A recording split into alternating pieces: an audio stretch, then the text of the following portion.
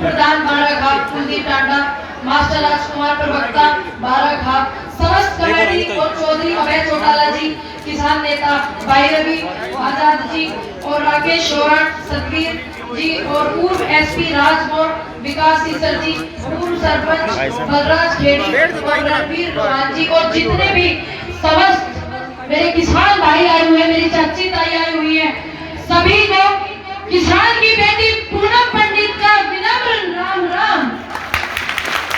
सभी लोग ठीक है क्या? चलिए बढ़िया, उम्मीद करती हूँ सभी ठीक रहे, स्वस्थ रहे। और बात बिल्कुल वही आते हैं जहाँ चल रही है, किसानों का जो ये बिल है, ये लोग इस बात को ध्यान रखें जो सोचते हैं किसानों की परेशानी है और कहीं की नहीं है, गलत, मजदूरों की भी है।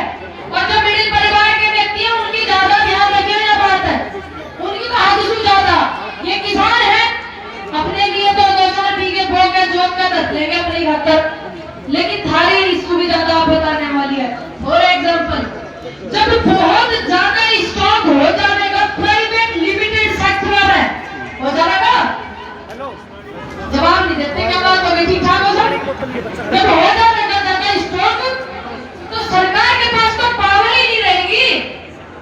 ये पावर तो असीमित भंडारण करने वाली जो है प्राइवेट सेक्टर को है कि नहीं? ये किसको होनी चाहिए पावर? सरकार को।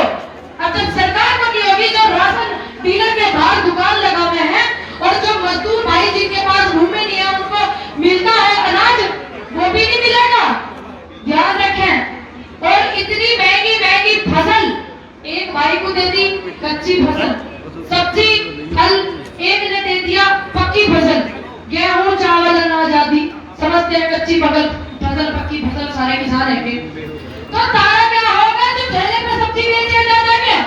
भाई इतना मूर्ख थोड़ी है कोई जो लाला रामदेव जी की दुकान में सुन 100 रुपए सुन के सब्जी ना 1000 रुपए के ठेले पे बेचेगा 500 रुपए किलो है। या हम मूर्ख थोड़ी जो हम खरीदेंगे, तब खरीदोगे? हाँ ना, मैं जवाब दो, हाँ भी डालो खुल्लू में, हाँ या ना? नहीं खरीद सकते ना? हमारी तो इतनी हैसियत नहीं, जो बड़े बड़े शोरूम में कर रहे किसान है, घरों पसीने टपक जा, 2 रुपए पेट्रोल का बढ़ जा, आजकल 100 रुपया हो रहे। 22 किलो दिन बिलों में लिखा हुआ है कि जो अनलिमिटेड की स्टॉकिंग है उसको कब रोकी जाएगी, क्लॉज नंबर 3 में लिखा हुआ है। असीमित भंडारण वाला जो बिल है उसमें लिखा हुआ है जब रोकी जाएगी जब महंगाई 1.5 गुना हो जाएगी।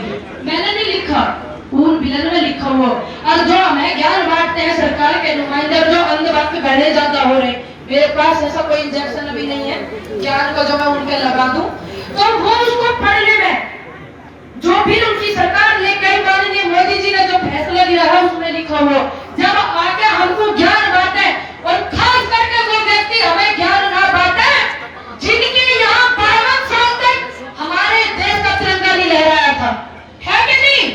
जानते हैं आप कौन है वो? आरएसएस वाले। तो वो लोग हमें ज्ञान न बांटे, मेरा अनुरोध है।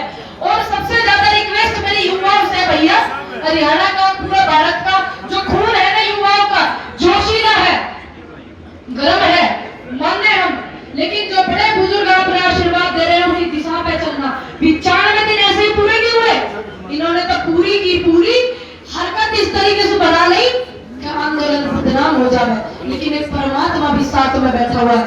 और किसान जो है परमात्मा के बाद उसका नाम आता है, किसान का परमात्मा का दर्जा उसने दिया जाए और परमात्मा उसके साथ है। और आप सभी जानते हैं कि जो फसल होती है वो बच्चे की तरह पाली जाती है। भैया जो ज्यादा बड़े जमींदार हैं वो अपनी फसल को जोत रहे हैं, तो जोता मैं नहीं रोकूंगी, क्योंकि देखो मैं कह लगा हमारी फसल हम जोते ना जोते पूनम पंडित कौन है कहने वाली, तो वो जोत सके। लेकिन मेरा सभी से अनुरोध है आप अपनी फसल को नष्ट ना करें, हाथ जोड़ के मेरी सभी से बार बार विनती है आप उसको नष्ट ना करें, मजबूती तक खड़े रहे और डटे रहे।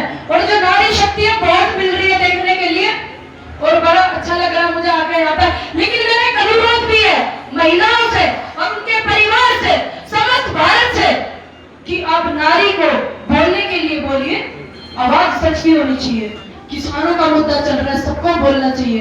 पेट्रोल वाले मंत्री जी कहते हैं कि मौसम की वजह से बढ़ गया दाम, ऐसे ही कह रहे हैं, मौसम की वजह से बढ़े तो मंत्रालय जो पेट्रोल वाला, अब कैसे बताऊं उन्हें कि दाम कभी मौसम की वजह से नहीं बढ़ता भैया। जब मंत्री जी उन्हें, हमारे मंत्री जी को इतना ध्यान ही नहीं है, उन्हें इन्होंने बिठा दिया तो वे क्या बात करेंगे, वो तो यूं बात करेंगे।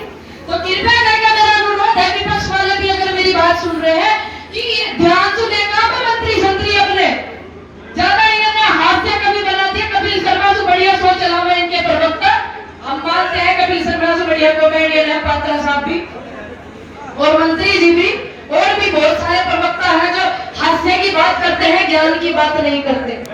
इनसे पूछो बिल में क्या कमी है तो हम बताते हैं। किसान बता रहे हैं अभी 4 दिन से, मैंने भी बताया, मेरे बुजुर्गों ने भी बताया, बड़े भाई तो इस्तीफा देकर आ लिए क्योंकि इन्होंने दुख जताया छोटा जी ने कि हाँ किसानों के साथ गड़बड़ है, तो अपने पद को भी उन्होंने नहीं ध्यान में रखा। तो ऐसे ऐसे लोग बता रहे हैं क्या कमी है। लेकिन इस सरकार के जो नुमाइंदे हैं उनमें एक बड़ी दिक्कत चल रही है, सच को नहीं स्वीकारते हैं। अब वे पढ़ के बैठे भैया, डिबेट वालों का और चैनल वालों का टाइम खराब ना करें। एक ही उनके पास जवाब होता है, सोनिया गांधी, प्रियंका गांधी, राहुल गांधी और तुम्हारे ये क्या नाम अखिलेश यादव जी और पाकिस्तान। कोई सवाल इनसे करना है जवाब नहीं देते। और मेरा अनुरोध है मीडिया वालों से जो सच्ची पत्रकारिता करते हैं और जो चाटुकार है उनसे मैं बात नहीं करना चाहती। जो सच्चे मेरे पत्रकार है उनसे मेरा विनम्र निवेदन है, भाई तुम्हें अधिकार है। देखिए रंजीत जी ने इस्तीफा दिया ना कि मुझे सच दिखाने की अनुमति नहीं है और मैं झूठ दिखा नहीं सकता।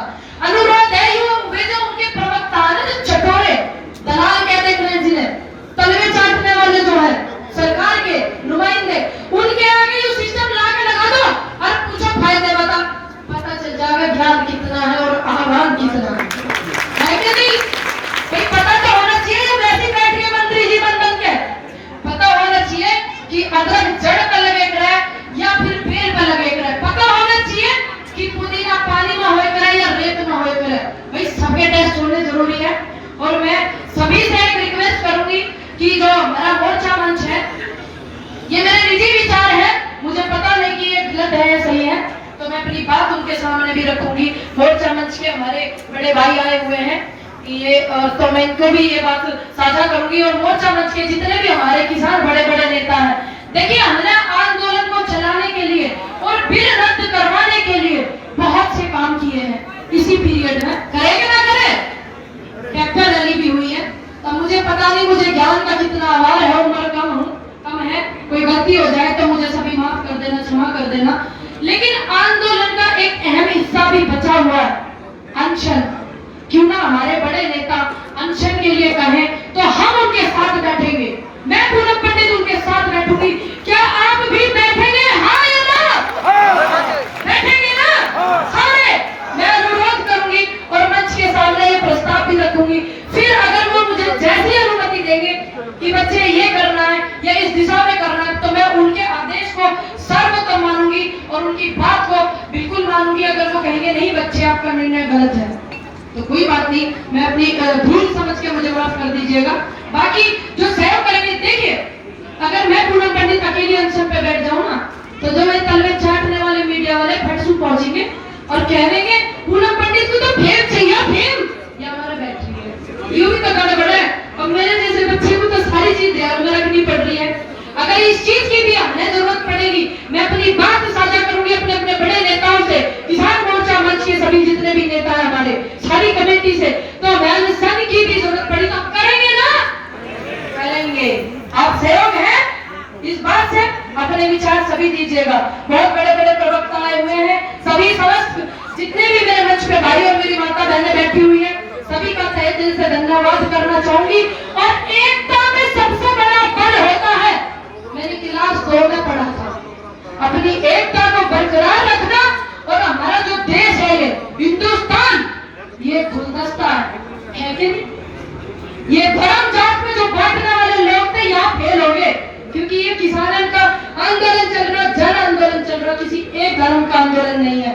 तो मेरा अनुरोध है आने वाले समय में और जो विपक्ष है उनके लिए भी और जो पक्ष है सत्ता में जो पार्टी है कि अब धर्म बांट में ना बटे।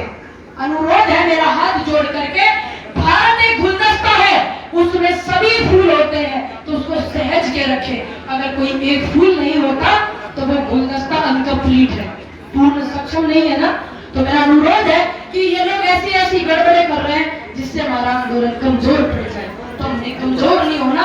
बहुत सी ऐसी बात है जो मैं तो पढ़ के आई हूँ, बहुत कुछ बताना चाहती हूँ, लेकिन समय का मैं सभी का ध्यान रखूंगी। लेकिन जो लोग ना पढ़ के आए वो सरकार वाले नुमाइंदे ध्यान रखे, पढ़ के बैठे, चैनल वालों का टाइम खराब नहीं हुए, समय उनका न लेवे। और एक बात को आप जिंदाबाद रखना बस। देखिए, जिंदाबाद की भीड़ तो ये पहले से ही खड़ी करने चाह रहे। मैं तो ये चाहती हूँ कि देश में पूनम पंडित जिंदाबाद ना हो, ठीक है, क्योंकि ये भीड़ ये लानी चाह रहे थे। अभी भाई मेरे नारे लगा रहे थे पूनम पंडित जिंदाबाद, पूनम पंडित जिंदाबाद। मैं मानती हूँ आप सभी मुझे बड़ा प्यार और आशीर्वाद देते हैं, बार बार धन्यवाद भी करती हूँ, लेकिन उस बात को भी ध्यान में रखें कि जिंदाबाद की भीड़ तो ये पहले से जोड़नी चाह रहे। हमें जो भीड़ रखनी है वो रखनी है किसान एकता, जय जवान, जय जवान। और मैं जिस गली से निकलूं तो मुझे बस एक ही आवाज होगा, नारी शक्ति, नारी शक्ति।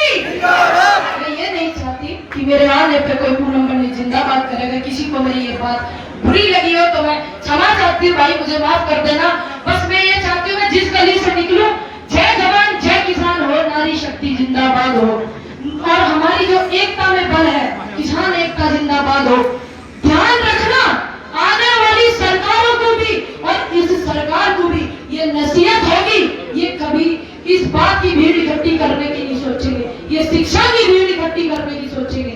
मैं जिस गली निकलूं मुझे शिक्षा की खुशबू आए, ऐसा मेरा मानना है। मुझे पता नहीं मेरे विचार गलत है या सही है।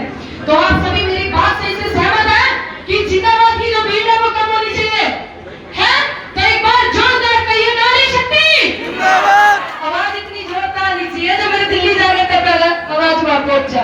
नारी शक्ति जिंदाबाद, किसान एकता जिंदाबाद, जय जवान जय किसान, जय जवान जय किसान।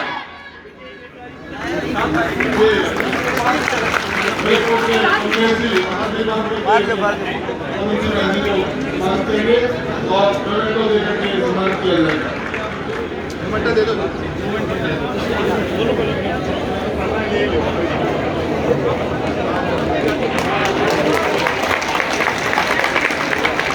बहुत